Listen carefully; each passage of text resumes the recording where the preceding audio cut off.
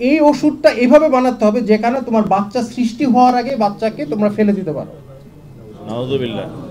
এই গল্প তারা হচ্ছে 2025-এ এসেছে। এই জন্য আবু সাঈদ শহীদ হয়েছিল নাকি? এই জন্য দিস। তাহলে ইন দ্যাট কেস আমাদের তো আমরা কি চেষ্টা করেছি প্রত্যেকটা কমিটির মধ্যে একজন আলেম রাখার জন্য? আমরা দাবি না, দাবি তুললে তো হবে না, আন্দোলন তো আমরাও করেছি, আমাদের এখানে স্টেক আছে না, শুধু দাবি তুললে হবে? তো যার কারণে এটা তো আপনারা দেখবেনই। এবং এখনো এটা যেহেতু বই পাবলিশ হয় নাই, এখনো পরিবর্তন করার সময় আছে। আমি চাই যে আপনারা একটু চিন্তা করেন যে আমাদের সংস্কৃতির সাথে এই ধরনের গল্প যায় কিনা।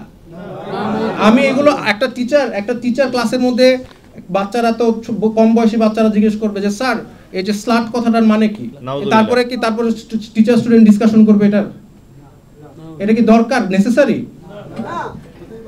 তাহলে কেন এটাকে ইনক্লুড করা হলো, কে করলো?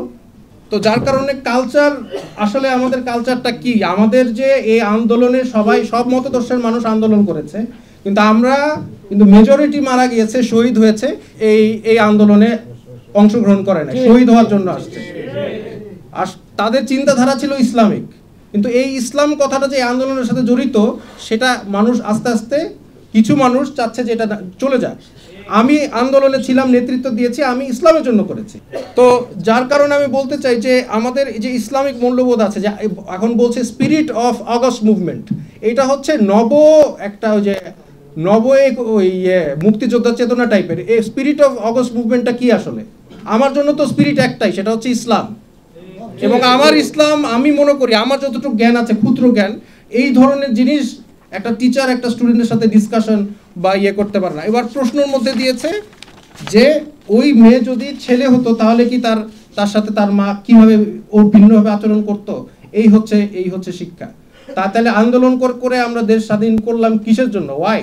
তো এই সংস্কৃতি আসলে কি আমরা চেয়েছি? এটা আপনারা একটু চিন্তা করেন, ভাবেন, আর একটু এই জিনিসটা নিয়ে আপনারা একটু দেখেন যে আমরা আসলে এই ধরনের, এখনো তো সময় আছে, ছাপানো হয় নাই, যাতে আমরা আশা করি এই গল্পটা যাতে বইয়ের না থাকে। আরো আছে কিনা জানতে, এটা তো আরেকটা ভালো পয়েন্ট আপনারা বলেছেন, আরো আছে কিনা। এখন এই সরকারের ভিতরে তো ট্রান্সপারেন্সি নাই, তারা আমাদেরকে আগে দেখাবে না তারা কি গল্পগুলো দিয়েছে, জনগণের সাথে ক্লিয়ার হবে না? সংবিধান কি পরিবর্তন করছে সেটা ক্লিয়ার হবে না? পাঠ্য বই ক্লিয়ার হবে না? তারা তো সব গোপনে করছে। কেন গোপনীয়তা? কেন এটা লিক করেছে? কেন লিক করা লাগবে? আমাদের তো জানার কথাই ছিল আপনারা কি কাজ করছেন।